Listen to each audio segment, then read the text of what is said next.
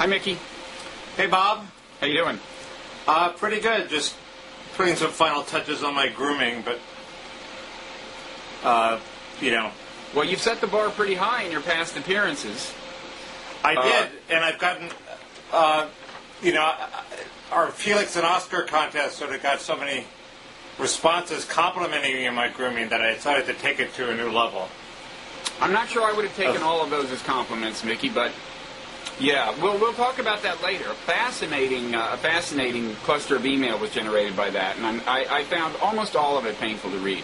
I only found some of it painful to read. I know, but that's because you fared better in this particular little face-off. What I found painful to read was an article in the LA Times about venture capitalists throwing millions and billions of dollars at video blogs. Yeah. Yet none of it comes to us. They didn't mention the fact that none of it comes to us. You're just throwing that point in.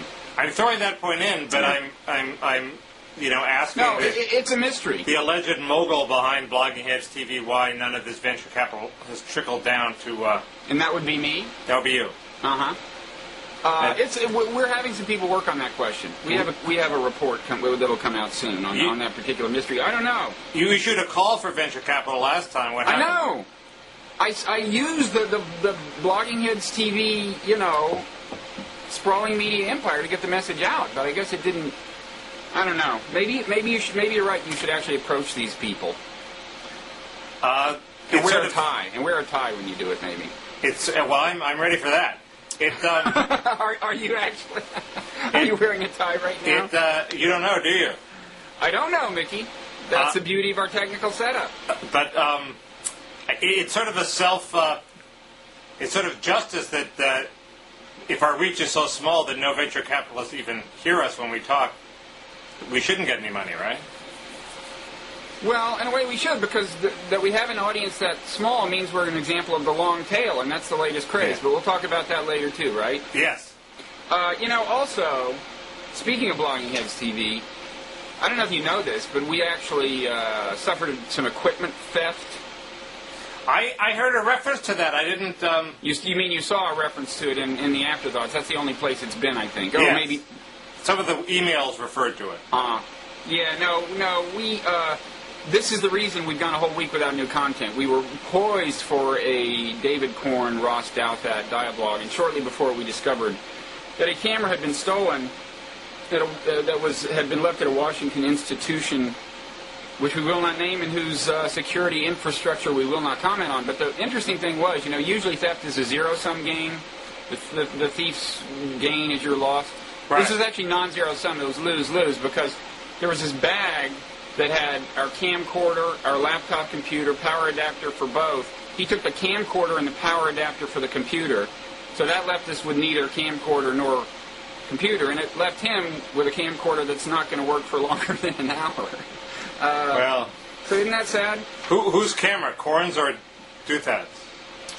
I think it had been on loan from from David. Of course, all equipment ultimately belongs to Blogging Heads TV, but it had been on loan from David during his book leave, his book writing leave, and it was going to be returned to him.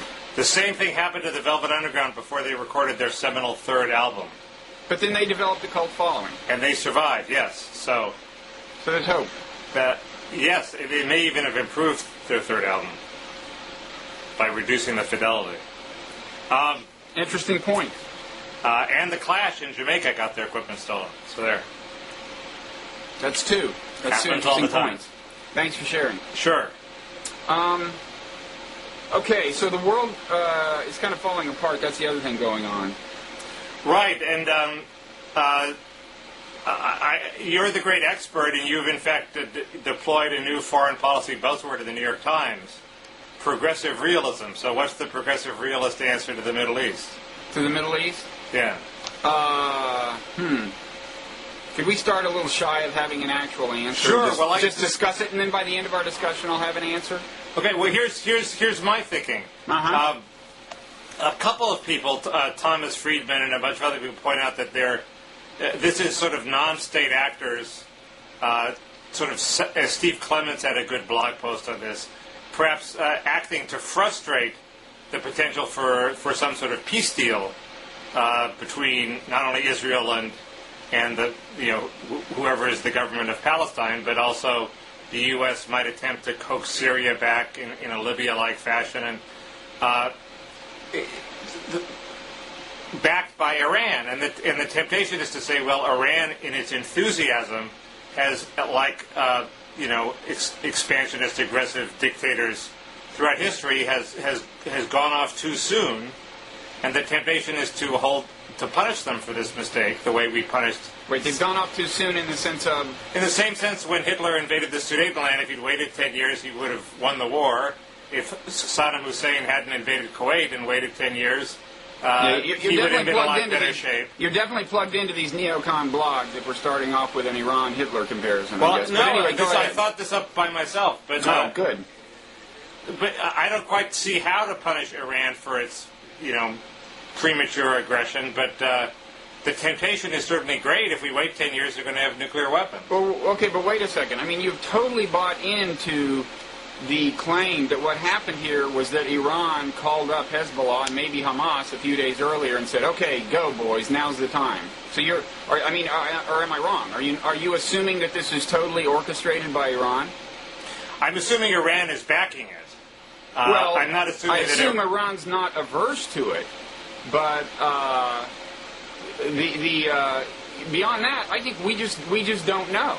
And I mean, there's two forms of, it seems to me, overly simple thinking about this. One, which was trotted out early, was that this was orchestrated by Iran, both the Hamas and the Hezbollah things. And by the way, Laura Rosen has an interview in, I think, the American Prospect with somebody who discounts, who argues that the Hezbollah thing was, to some extent, spontaneous. I mean, maybe that's going too far, but it could also have been a kind of a copycat thing, a kind of, hey, don't forget about us. But in any event, I mean, there's that theory that it's Iran pulling the strings, and then Bush has this theory that's not necessarily incompatible with that, but that Syria could turn it off by snapping its fingers right now. I don't think we know that either of those things is true. I mean, Hezbollah is definitely an ally of both Syria and Iran and dependent on them in the long run for its arms, and I assume it wouldn't do something like this if it was, assuming it was, fairly premeditated, which it presumably was,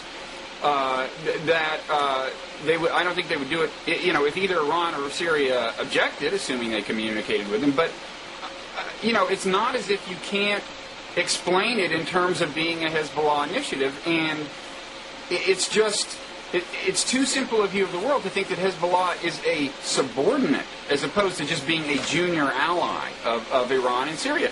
And I just would remind you of the Iraq experience. In the run-up to that war, all kinds of assertions were being made by people who wanted to draw us into war about connections between Iraq and this terrorist group and that terrorist group. So far as we can tell, almost all of it was nonsense, but they got us into the war. Now there are people who want to get us into a war with Iran, and in fact, the blog Liberal Oasis, Bill Scher has a couple of posts summarizing quotes from neocons and others who would like to get us into a war with Iran and are painting the picture much as you're painting it. But I would just like to start with a note of caution. We actually don't know, and no one has brought compelling evidence forth to show either that Iran is the one who gave some kind of go order, or that Syria could stop this. That Hezbollah would do whatever Syria says. Now it's your turn. No. But I mean, there are reports that they're using all sorts of fancy rockets that the Iranians gave them that they would have to... their weapons come from Iran to some extent, and from Syria, I think, to a lesser extent. But even the weapons from Iran have to pass through Syria. So, yes, there is a highly friendly relationship among Hezbollah, Syria, and Iran. There's no doubt about that.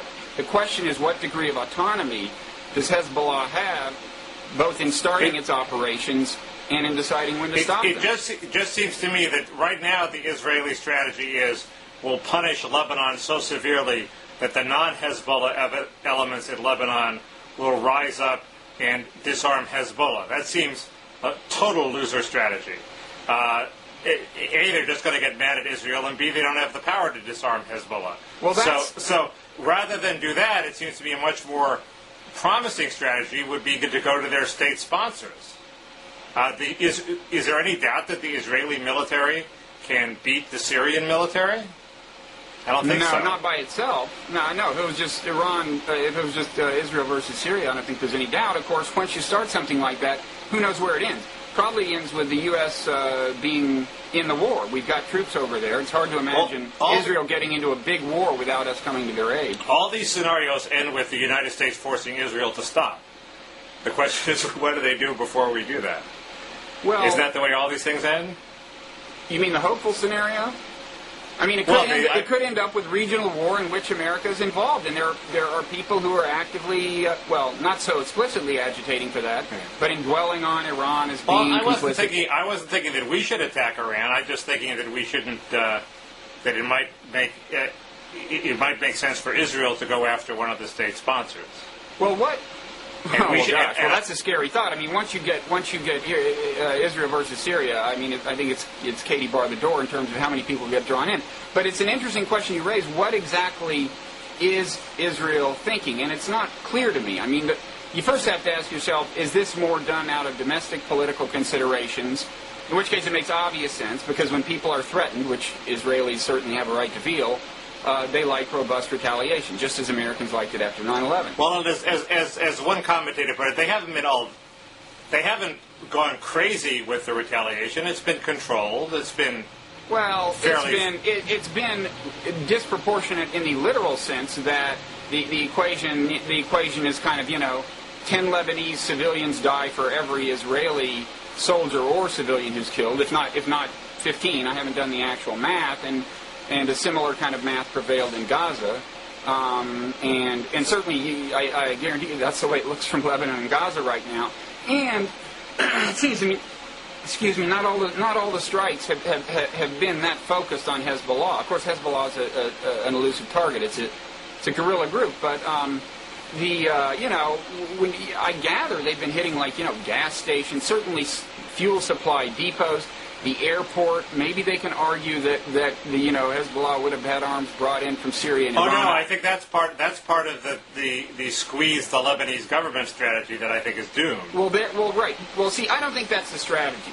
Okay. But that is where we get to. If this is not domestic political considerations at work, or at least the leadership of Israel doesn't think of it that way, what is the plan? Now, initially, what they said was the justification for the broadness of the retaliation against Lebanon was indeed what you said. The government lets Hezbollah off the leash, and we're reminding them that it's their collective duty and blah, blah, blah. Well, in their if you looked at what they were actually, some of the things the Israeli spokespeople said, they would say things like, when you say, what do you want to happen? They would say, well, we want Lebanon, the Lebanese government, to move troops to the south.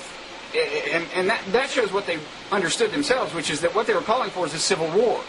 That's the only way the government could begin to control Hezbollah. Well, so moreover, most people think Hezbollah would win that civil war. So what do you think their strategy was? I think it's unclear. There are a lot of cynical strategies and less cynical ones. I mean, cynical theories, less cynical. I think one of the less cynical ones is that Hezbollah is concerned with its popularity within Lebanon. I mean, it's become an official political presence, Right.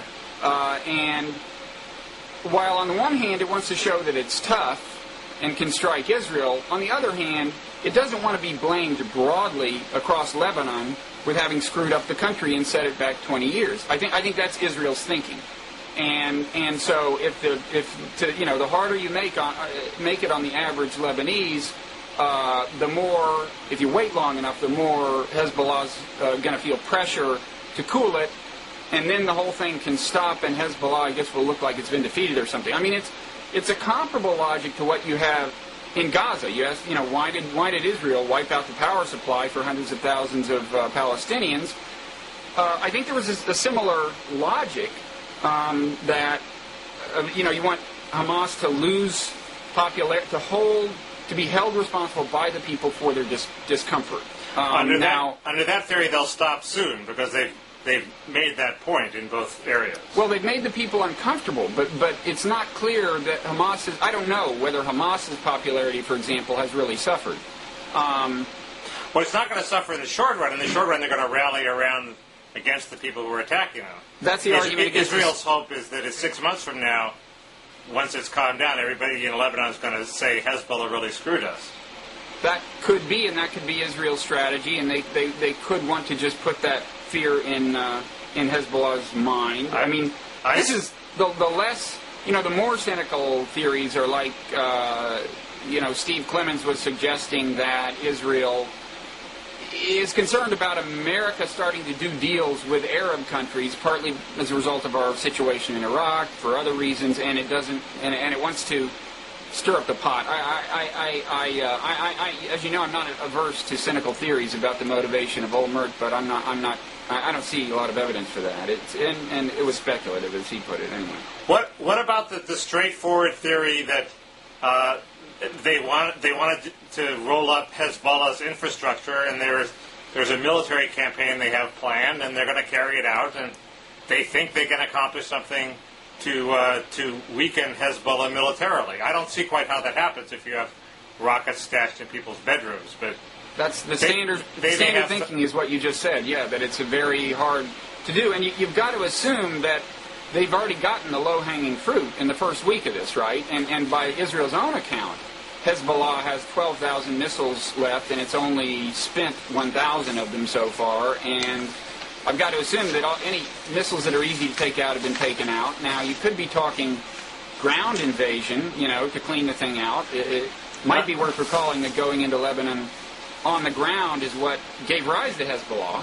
When Israel occupied Lebanon, that's what created Hezbollah as a resistance movement. And one thing that's going on here is Hezbollah is a classic example of a group that, having accomplished its goal, which was expelling Israel from Lebanon, doesn't want to disband. And the question becomes, well, what are you for now? Well, it's for the radicalization of Lebanon, but also to some extent, I think it just kind of flails about and tries to raise its profile, and now it's trying to say to the Palestinians, we're as good we stand up for you as much as anybody. I don't know.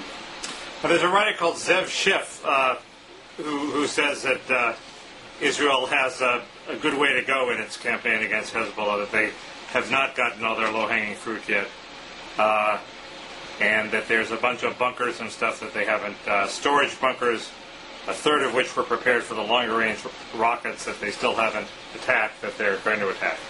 Well, fine, but you got to think they went for the lowest hanging fruit first, and there's been a lot of collateral damage. I mean, they've killed, I think, close to a couple hundred civilians in Lebanon, including 8 Canadians. Now, they're lucky those weren't Americans, I would say. That would have complicated Israel's situation a little more, but maybe, I don't know, maybe there aren't many Americans in Lebanon. But unless the kind of more seemingly peripheral attacks were really not part of the plan.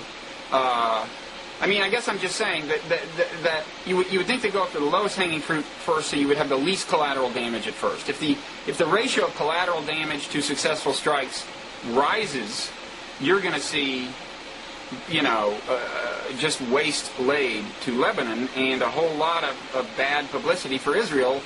And I don't know. I don't see the logic there.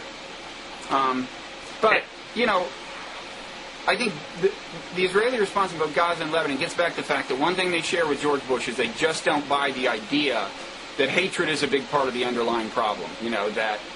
Because clearly, even if Israel succeeds in making Palestinians hate Hamas and making the Lebanese hate Hezbollah, they're still probably going to hate Israel more than they used to. And you can wipe out a terrorist organization, but if the sentiment that gave rise to it is still there, it's not clear to me that it won't come back. But I think their assumption always has been that it does work. Decapitation is effective. I don't think history shows that, but they agree with Bush on that, and that's one reason I think he's not pulling on their leash. What if you were Israel? Assuming that the United States shouldn't get involved, if you were Israel, what would you do? These people obviously are not interested in the peace. The people who did the kidnappings are not interested in a peace process, nor are they interested in Israel continuing to exist. So what would you do? Mickey, those kidnappings were not intrinsically large provocations. The reason everybody's even aware of them is because of what Israel did in response. The Hezbollah thing was a huge provocation. They ambushed a patrol and wiped out everybody in a tank, and I mean, that was not just sneaking across the border and that was snatching a couple that people. was what used to be called a border skirmish. It wasn't, you know. Now, and actually, I have to admit, I don't know enough about the sequence of events in the case of Lebanon. For example, was it the case that after they killed some Israeli soldiers and abducted a couple, did Hezbollah follow that up immediately with missile launching, or did they not launch any missiles until Israel's quite robust retaliation for the border skirmish? And I don't know the answer to that question. But I would say, look... I think that's more than a border skirmish. I think a border skirmish is you fire a few shots No, and then you go people away. can get killed. And when they talked about border skirmishes between India and China, I think sometimes people got killed. I don't know. But well, whatever you want to call it, my point is, and this is especially true with the Hamas abduction, to some extent, how bad it looks in terms of, you know, how big a blow Israel suffered in the initial abduction depends on how Israel plays it. And they made it seem huge. And in fact, they responded so massively to the abduction of one soldier that at that point, then when two are abducted by Hezbollah, well, you don't have much choice. You look pretty silly if you don't. But I guess my point is these guys do not want the peace process to go forward. If kidnapping 2 soldiers wouldn't do it, then they'll kidnap 10 soldiers. They want to throw a monkey wrench into the process. At some point, Israel can't say, oh, well, we only lost 100 soldiers, we'll just ignore it. What are you going to do about these people if not take military action against them? I'm asking us a serious question. I'm not trying to I think Hezbollah push a and particular Hamas, line. I think Hezbollah and Hamas are two very different situations, first of all. I mean, Hamas, you know, exists, along with the Palestinians, in territory controlled by Israel. That's very different. And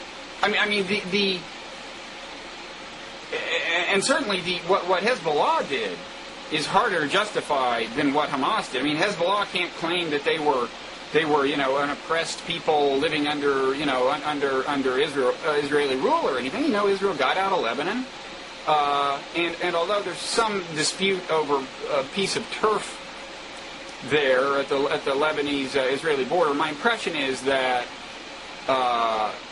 The Israelis pulled back as far as they could be expected. Yeah. I think the Israelis are on the right side of international law. I'm not sure, but I think that's not a legitimate grievance either on Hezbollah's part. I mean, it seems. I guess all I'm saying is the question shouldn't be, wait, they kidnapped a soldier, we have to do. The question should be, you know, is the presence of Hezbollah with those missiles in its possession, was that a sufficiently grave threat that it had to be dealt with in the short term? Israel's view apparently was yes. I'm not sure of that because, after all, Hezbollah had not, you know, previously been using the missiles. But again, now here it becomes important. What was the sequence? And I don't know when they started launching the missiles. But in general, you think Israel is doomed because they're continually surprised that their enemies have more and more sophisticated weapons, and one day they're going to get a really sophisticated weapon and do Israel grave damage unless Israel makes peace. I think if Israel understood, I mean, the argument there is that technology is putting, you know, more and more weapons in the hands of terrorists, even without state sponsorship. That's the direction of technology. And and my second thesis is that ultimately, you know, terrorism does grow out of hatred. If Israel agreed with me about that, I think they would be more reluctant to do these massive retaliations that stir up hatred. B, more inclined to offer the Palestinians a more favorable deal than they've offered them in terms of where the borders are. And I just think they've worked much harder to foster moderate forces on the Palestinian side. And as you know, I think they did not do that during Sharon's regime and so on. Look, there's no easy. I don't think there's any easy answer, and it's conceivable that what Israel is trying to do in Lebanon, if we're right about what they're trying to do, conceivably it could work. It seems like a triple bank shot to me, but conceivably the Lebanese people could get so fed up that Hezbollah backs down in a way that leaves it feeling kind of humiliated, although it would still be in possession of a bunch of weapons. Well, we've done this for almost 25 minutes, so can we leave it there?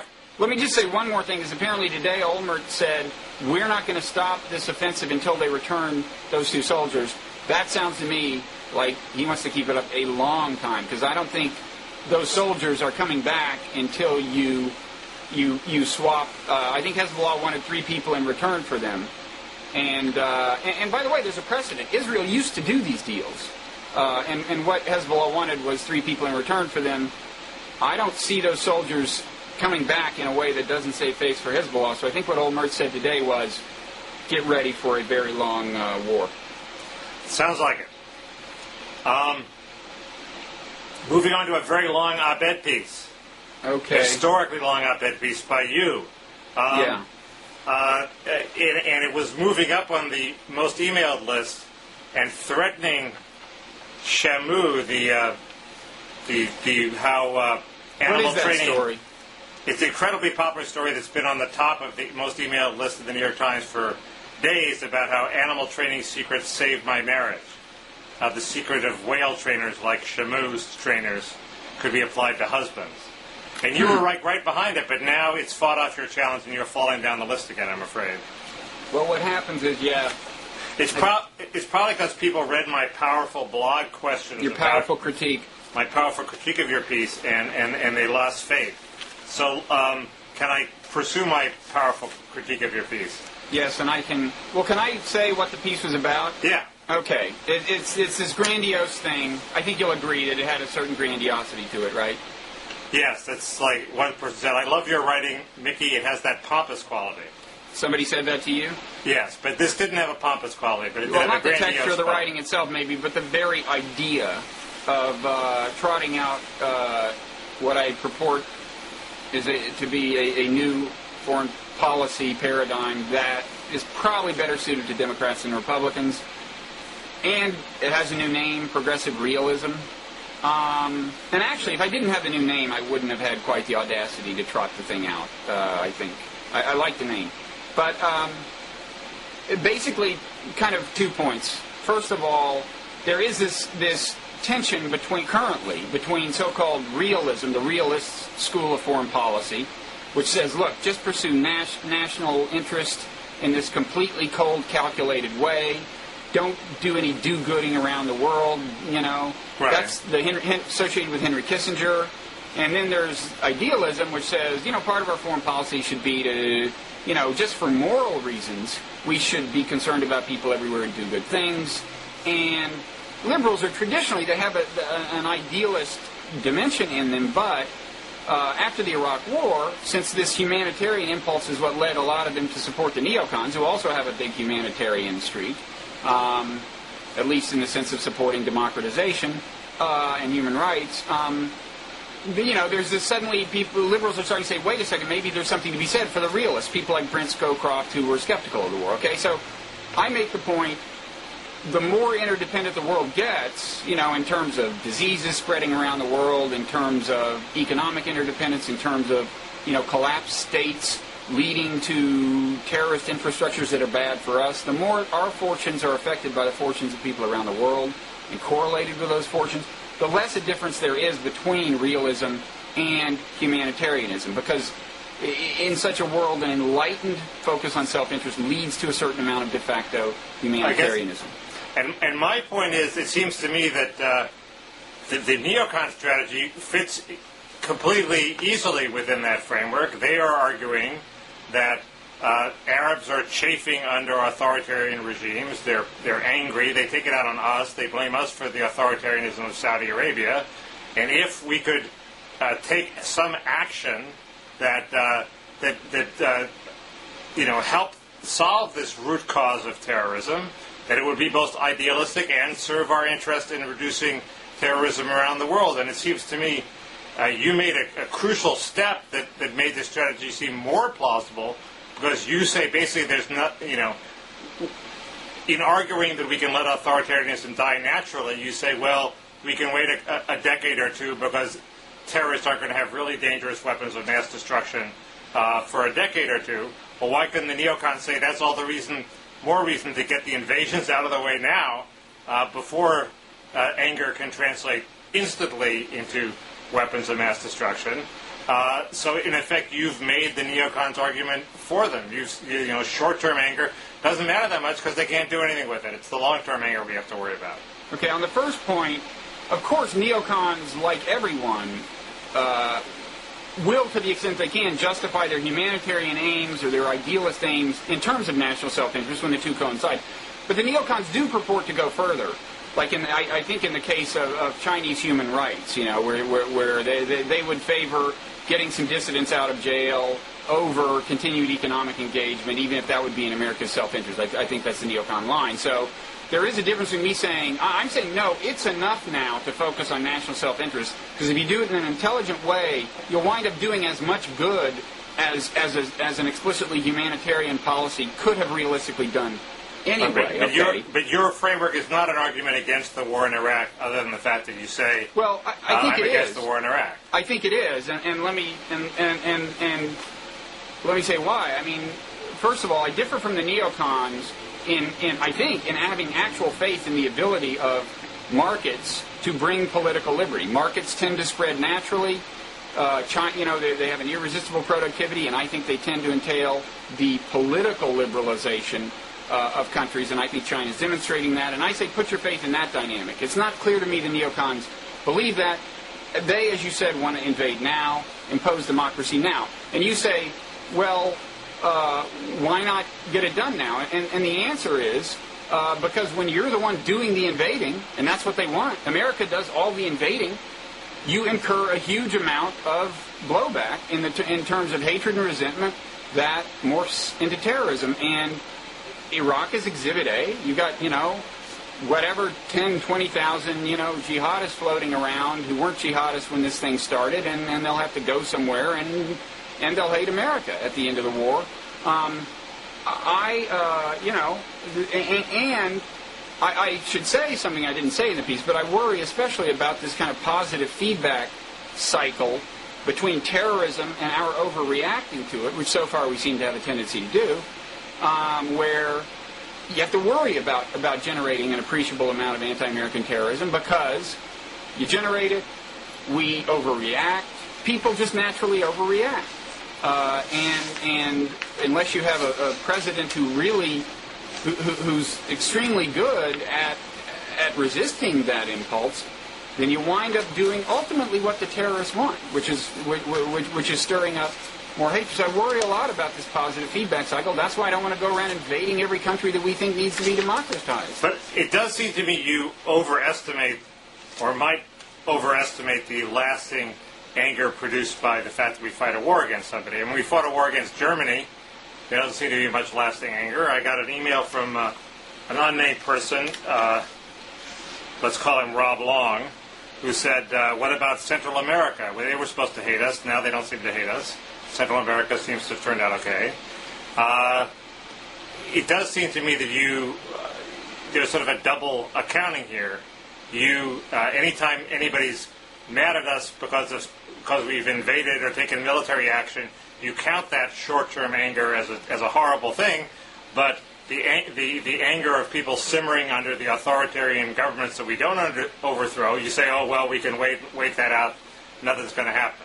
Well, let me say two things. First of all, again, remember, I don't think short-term hatred, even though the hatred left to its own might eventually evaporate, I don't think that's the way it seems to be working so far. So far, it morphs into terrorism. We overreact. We invade one more country than we have to, and it leads to more terrorism. So the fact that it might be intrinsically not all that enduring doesn't help me. I see a self-sustaining dynamic there.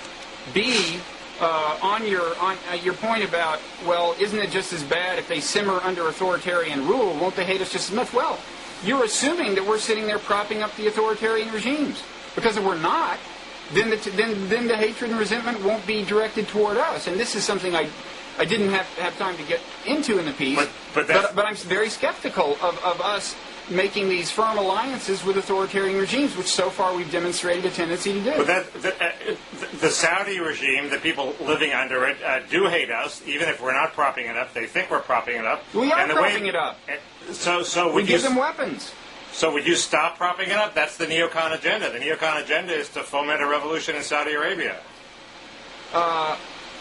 Democratic revolution, which will never happen. But the whole point of the Big Bang was that ultimately authoritarian regimes like Egypt and Saudi Arabia would have to democratize because they'll see the example of Iraq, and the people won't stand for more authoritarianism. Yes, I do. Under your theory, that's a good idea. I do. I'm not sure that this follows deductively from the principles I laid out in the piece, but I do favor reevaluating all our cozy relationships with authoritarian countries with an eye toward making them less cozy. I do. But I would also say that then when push comes to shove and the authoritarian regime collapses, you're going to find the neocons suddenly disagreeing with me. Because if the first government that takes shape in Saudi Arabia doesn't immediately comply with their fondest ideals, then they're going to want to invade. Or they're going to want to try to stir up trouble with them. Whereas I have more faith in the ability of initially radical regimes to be moderated by things like economic engagement and other forms of peaceful influence. And you will find a difference between me and the neocons. Haven't the neocons been fairly tolerant of all sorts of crazy people coming to power in Iraq? I mean, they don't have much choice at this point, but this certainly wasn't what they were planning. Well, but I think a bunch of people would have predicted that we would never have tolerated a democratic outcome in Iraq. We would have imposed somebody like Chalabi and propped them up militarily. No, but we discovered we simply could not impose Chalabi as a practical matter. They would have loved to. They thought they were going to. That turned out to be the first example of their naivete. And now, look, first of all, the neocon influence within the administration has waned, I think. So it's not as if whatever the administration is doing is what neocons are recommending. I mean, we have been forced into more and more realism in our foreign policy, certainly in Iraq. Well, that might be why a bunch of neocons are more dispirited about the war than it seems warranted. It's because the democratic outcome was an outcome they didn't like. That could explain it. Yeah, well, I would be dispirited if I were them. Did I have any more critiques? Well, yes, you did. Your intrusive arms control inspections. It just seems to me, we may be in for a dreary future where everything is, X government didn't let our inspectors inspect that bunker, so we threatened the United Nations threatens force, and this just goes on for decades and decades and decades. But it's like like an energy crisis. It's not a very pleasant prospect, and you're going to have trouble selling it. But you're assuming we don't get more and more successful at drawing all the world's countries into the arms regime system, which I'm assuming that there's always an incentive for regimes that aren't quite as noble as ours to cheat, and there'll be constant cheating, and it's very easy to cheat. Well, no, it's easy to cheat under current arms control accords because they're not sufficiently intrusive. Now, with nukes, there are sufficiently intrusive arms control accords imaginable. When, in the future, as biotechnology and nanotechnology becomes more of a concern, it's going to be more challenging. I don't think it's undoable, but that's one reason.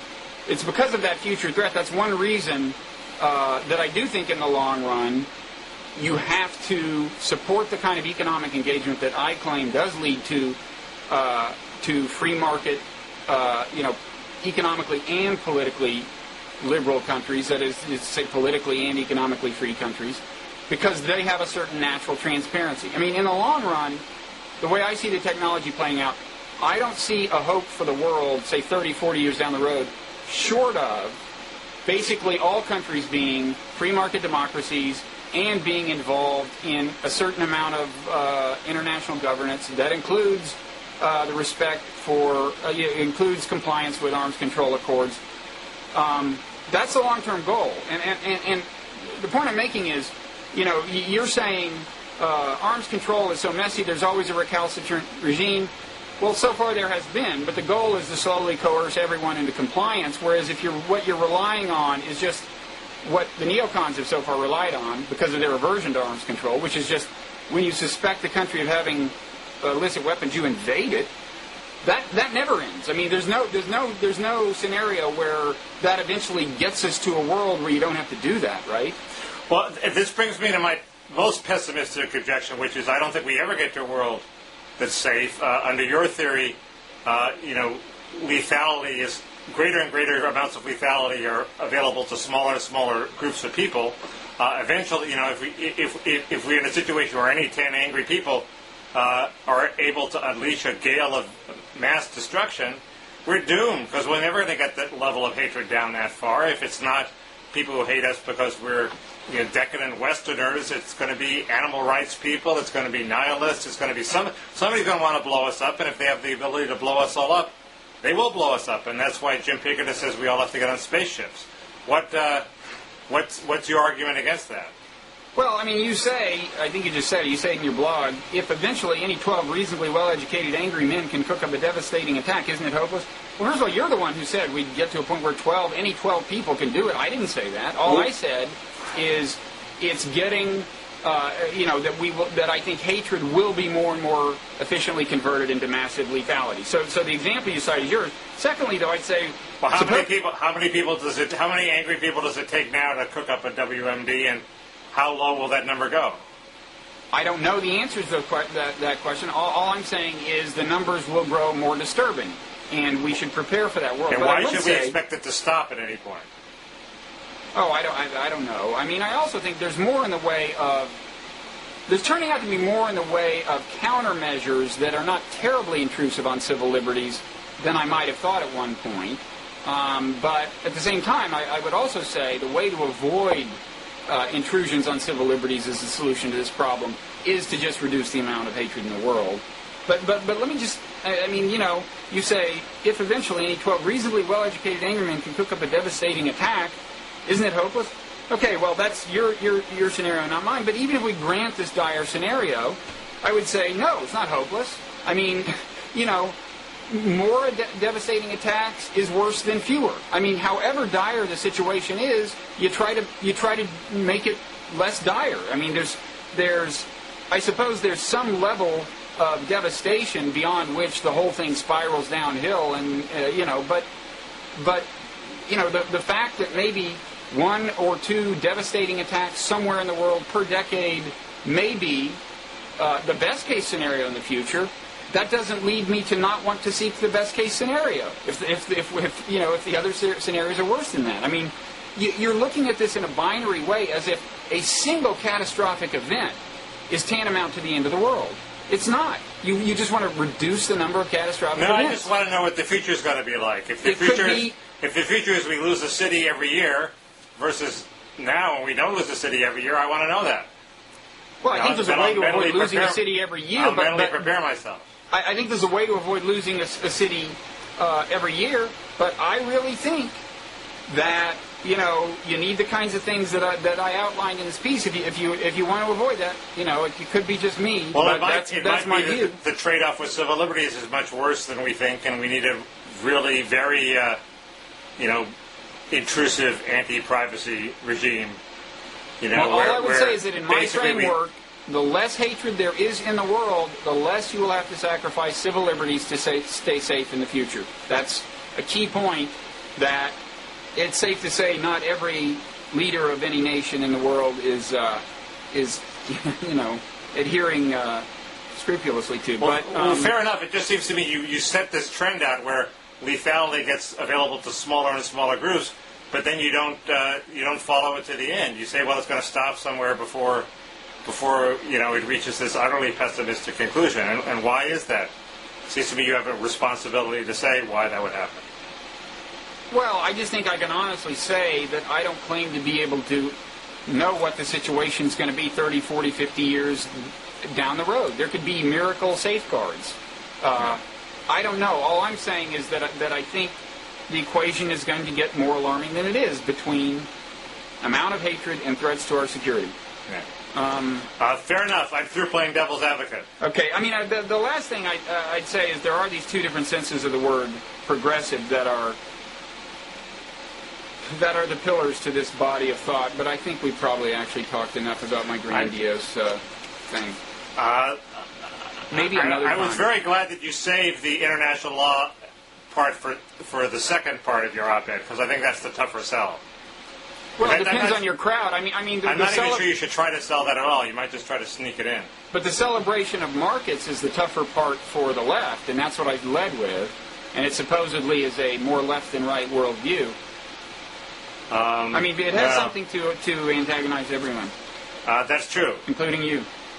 You didn't antagonize me. No, I didn't. You were very nice to link to it. I mean, I know that exactly. A link from you always comes with, critical scrutiny. Not only the link, that's was a like fair price to pay. Was the top link on my site. I know. Hey, I'm like falling down before you. I could have buried you under the long discussion of Plano, Texas. You know? Yeah.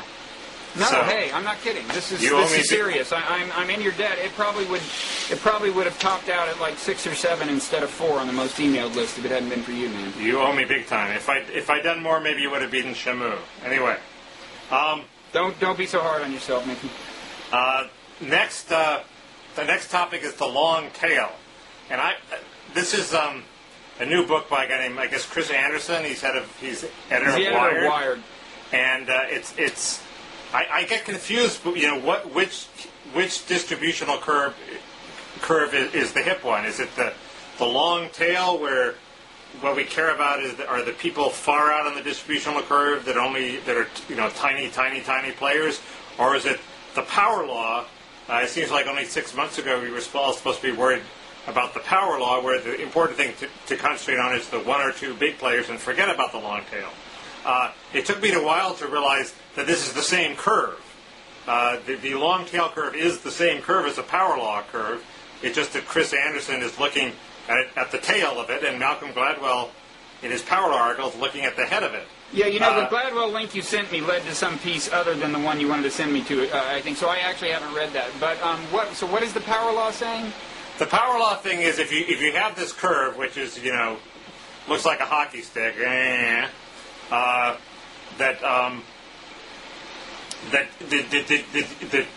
for example, with homelessness or crime, you want to look at the one or two top players do all the damage. In other words, if you're looking at bad cops on a police force, it's not that the whole police force is violent, but they're like 10 or 20 bad players. If you could somehow get rid of them, the problem would basically be solved.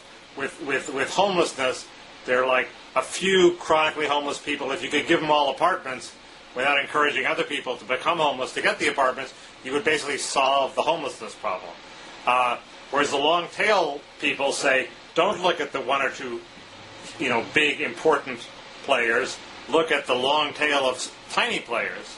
And it just, in Hollywood, we just want to know which distributional curve to talk about at parties. It seems like these principles arise in very different realms. Yes. And and I guess, I'm not sure if I'm creative enough to see I see an analogy. I'm not sure that I could follow it rigorously very far enough to answer your question. Tell me if I've got the long tail right. I didn't read the book, but I looked at his original Wired article.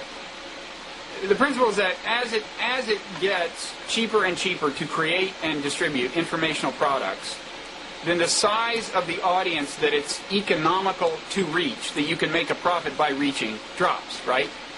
Correct. Okay. That's what I thought. And that's not, I think not a brand new principle, but and so we're an example of that, first of all, right? Blogging Heads TV. Well, that's right. You unfortunately for you, we're an example of that. I think you want to be a media mogul, and you want it to be a huge hit, and we're not a huge hit. We're a niche hit. No. I'm saying hit may even be inapplicable to us in any form. But we're a niche. We're a niche failure. We would still be, to the extent that we draw other people into this, we would still be the long tail. It's just the difference between being Netflix, which draws, lots of people, sells DVDs of lots of people, and being one of the people whose DVDs Netflix sells. Right. This is a point that John Cassidy makes in The New Yorker, which is the people that really benefit from the long tail are the people who establish the platforms that enable you to reach all the people out in the long tail, like Amazon. Right. Amazon sells 25% of its books to books that are not in their top 100,000. Well, how many organizations like that are there going to be? Probably not many. So basically the long tail leads to oligopoly. That's what Cassidy argues. Well, you can get a concentration of power among those who are exploiting the long tail. Right. Right, exactly. And you want to be one of the exploiters. I'd love that. Right. Okay, well, doesn't seem to be happening. Good luck, People buddy. keep stealing our cameras. Good luck, buddy. Instead of giving you billions in venture capital, they steal your cameras. So Yeah. maybe if you were a brilliant businessman, you could figure out a way to turn that around. But hey, the other interesting issue is there are sort of two other interesting issues. One, does the long tail lead to the destruction of a common culture? And it's there's a big argument over whether we used to all watch Milton Berle, now we're all off in our little niches. Where's the common culture? Absolutely. But I don't think that's true. I mean, the curve is the same, so the few big hits still exist. And that's one part I don't understand is, are we just looking at different parts of the curve, or is the curve changing so there are no more hits? It seems to me we're just looking at different parts of the curve and well, there are hits, but and that's an interesting paradox that, in fact, books seem to be more than ever at one end of the tail, winner take all. So, I mean, maybe you've gone from kind of this kind of distribution to kind of the long tail and then a radical, I don't know. But not completely. I mean, my book's still in print. It would never have been in print 20 years ago. I mean, it doesn't sell enough to keep in print 20 years ago.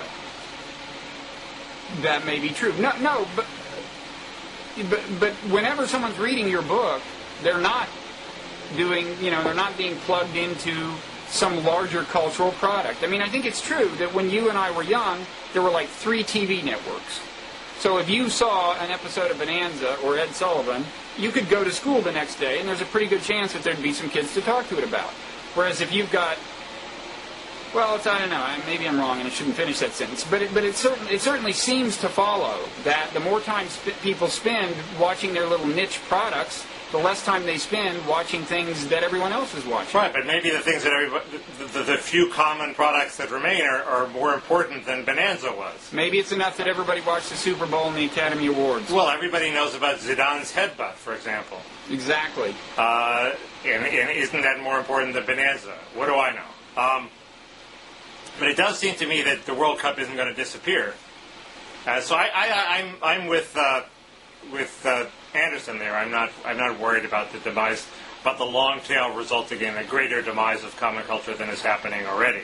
The other point is the Cass Sunstein point about polarization. In other words, does the whatever technology that produces the long tail on the web also lead to letting people construct their own cocoons of the views they agree with? So we have left-wing bloggers in their left-wing cocoon and right-wing bloggers in their right-wing cocoon, and never the twain shall meet. That phenomenon certainly exists. Absolutely.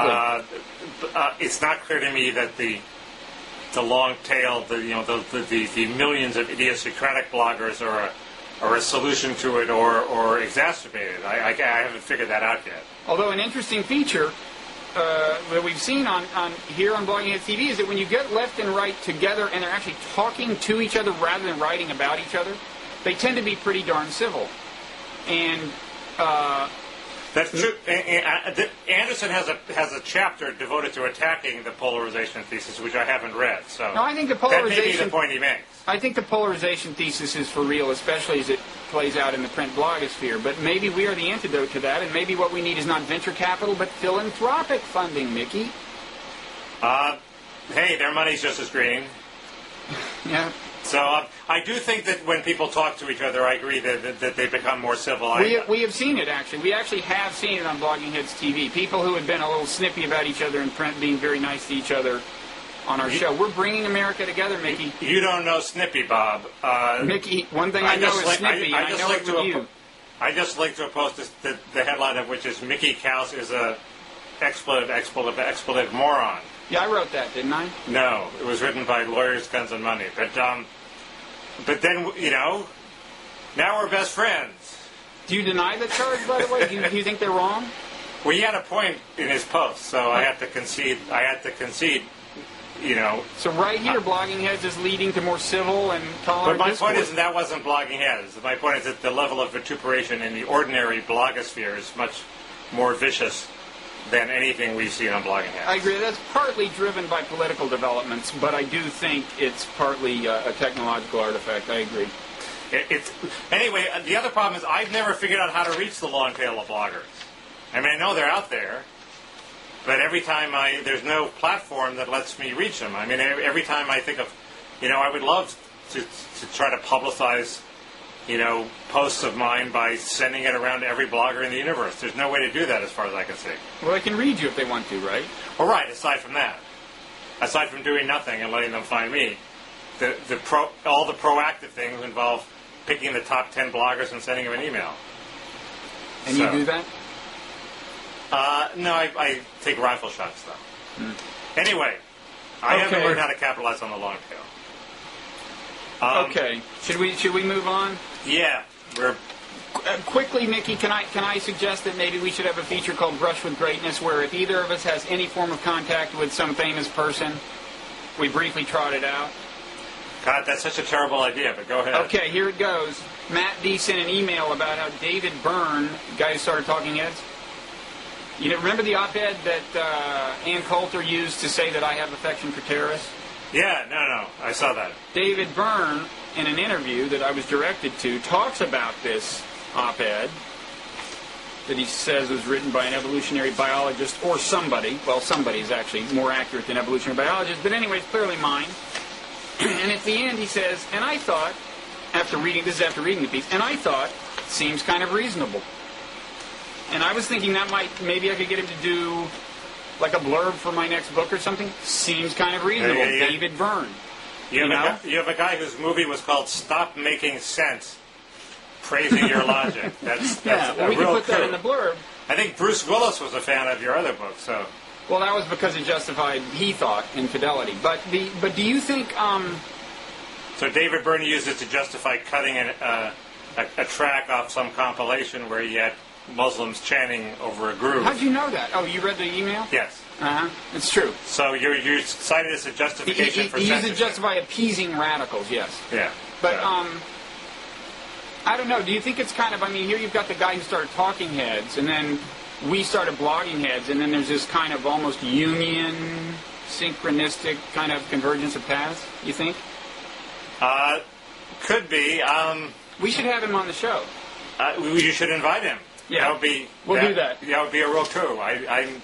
We'll get people on that. You can debate him. You want to talk a little about the Felix-Oscar thing? Maybe we'll Well, yeah, it's exactly as I predicted. Everybody said you were Felix, and I was Oscar. And if you can't see this, but that tie was really uncomfortable. Oh, you're wearing that? It's gone. Because, one thing... This is, of course, it's about the odd couple. Somebody's written in saying, I was like Felix, you were like Oscar, and I said it's not so clear to me which is which. Well, first of all, I surrender. The response was overwhelmingly that I'm Felix and you're Oscar. I don't think a single person said you were Oscar. This has been, Blogging Heads has been an odyssey of self-discovery all along, but this was a particularly dramatic and painful phase in it. And in a way, it's like a new kind of therapy or self-exploration. It's not group therapy, it's like world therapy. You just put yourself out there to the world and let anybody say anything about you that they want, and you just absorb it. That's actually a big money-making idea. Therapy.com, you can just babble onto a webcam. Yeah, I doubt that's taken. And then let the world psychoanalyze you. Yeah, thanks. Send me the royalties when you find the venture capitalist for that. But anyway, people... One common theme was that, you're the Slav, and, I'm the Neatnik or something. And I want to say that when I first questioned the idea that you were obviously Oscar and I was obviously Felix, one thing I failed to realize is that all people know about us is what they see on the show, right? Right. In real life, Mickey, you have seen my office. You know me. Certainly, you would say that you are not a bigger Slav than I am, right? I don't know, Bob. I'm going to pan around my office now, and we'll let the viewers judge. Well, my office is actually uncharacteristically clean, and it's not fair of you to do this to me. I don't know if we could. I don't know if I. But if they could see it, I don't know. Did you prepare this? Did you slob up your office? Did I make my office a bigger mess? No, I didn't make my office a bigger mess. My office is a total mess. But anyway, I thought the point was that Oscar has joie de vivre and the life force, and Felix is so typical dry, of you, logical, Mickey. enervating presence. Mickey, you seized on one email. I mean, can I just read a few emails? Just excerpts? Okay. Torture yourself. Go ahead. Okay. This is from Joan J. The subject says Felix-Oscar, and the email in its totality reads, Bob is Deputy Barney Fife, Mickey is Sheriff Andy Taylor. Joan, thanks, but I don't recall asking about the Andy Griffith Show. I don't even know who Andy Taylor is. You never watched the Andy Griffith Show? I mean, that one hurt more than any of the Odd Couple ones, because he was my hero. My father reminded me of him. I know Apparently, I don't remind people of it. You're Don Knotts in that. I get that part, Yeah. Okay, cool. There's this one that I think is your nominee for winner, right? The one where he starts off saying Bob sounds like he has a bug up his butt about almost everything, especially Ann Coulter. Yep. You like that? Yep. You trying to rush me here? No, no, I'm just being efficient. You're sounding like Felix when you do that, I know, I was worried about that. Because, Oscar is this, come what may guy. Bob sounds like a total control freak. Mickey, what is a control freak exactly? You. I contest that. Bob is always talking, worrying about Bob. Is that true? There's a germ of truth to that. You didn't talk about my brushes with greatness. You talked about your brushes with greatness. For example. Yeah, that was a really good example. Mickey is always winding Bob up, usually without even trying. That part is true, and that is a valid comparison, I can see. So, wait. One came from Isaac Chotner, whose last week with Blogging Heads TV this will be. And so we need to bid him a fond farewell. He's done a lot. In fact, he oversaw the theft of the camcorder earlier this week, and so our hat is off to Isaac. He's moving to the New Republic, I think. And he reaffirmed. He says it's mainly because I get annoyed with you that I qualify as Felix. Well, there you go. So we have to pick one of these, and I said I'd send them a copy of my niche book. You're really rushing me here, Mickey. Well, Bob, we've gone for an hour and 2 minutes. It's the long tail. We're going to cut it up into lots of little things that will appeal to the niche audience. Let's just keep it running 24 hours a day. Go ahead. Okay. No, you're right. You're right. We should control it meticulously, Oscar. You're right. Oh. No, you're right. No, you're right. You're right. I mean, we should have this thing worked out precisely. But so we'll save some for next week, and we'll encourage people to send more in.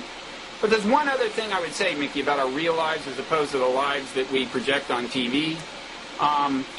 In real life, Felix was somewhat sensitive to his environment and finicky about it. Foods he ate, the air and things like that. Right. Now, who would you say is closer to Felix along that little? I have an inner Felix. I agree. Yeah, that the people don't know about. That's right, and we're going to keep that one under wraps, aren't we? Let me just say, stay tuned, folks. We have not seen the end of the Odd Couple on Blogging Heads TV. I'm sure they're very excited by that. As they have every right to be. Because the real Mickey is even more fascinated than the manufactured Mickey that they see. We're not going to show the real Mickey. On TV. I can't wait. Okay. Then I could be psychoanalyzed by our audience. Well, you kind of were. You just came out better. They thought of you as this lovable slob. Yeah, they're so wrong. On at least one count. Okay. But we'll save that for next week. This will continue. We bring on the submissions. There's more. There's really good ones that I will read next week. And we are going to name a winner at some point.